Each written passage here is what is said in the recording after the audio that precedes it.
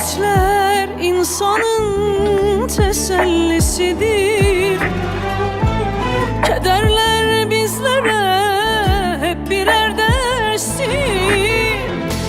Bükmüşsün boynunu, bu halin nedir?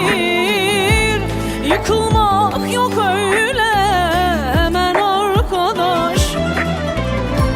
Bükmüşsün boynunu, bu halin nedir? Yıkılmak yok öyle hemen arkadaş. Pes etmek yok öyle hemen arkadaş.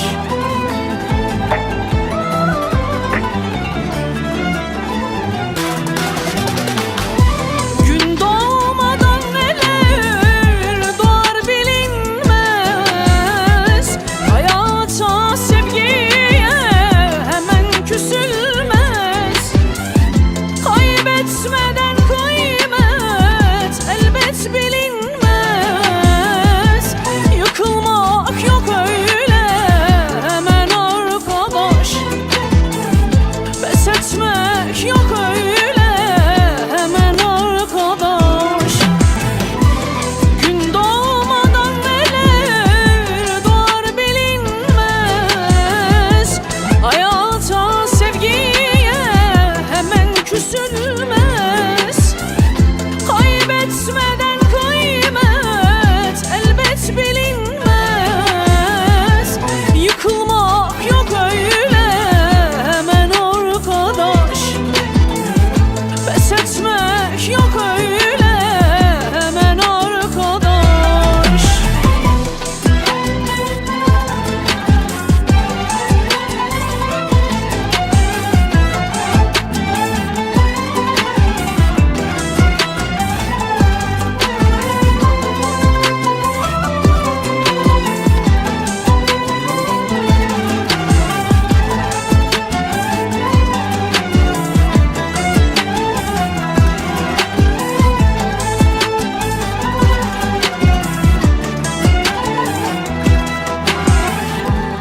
Güneşte kaç kere doğup batıyor.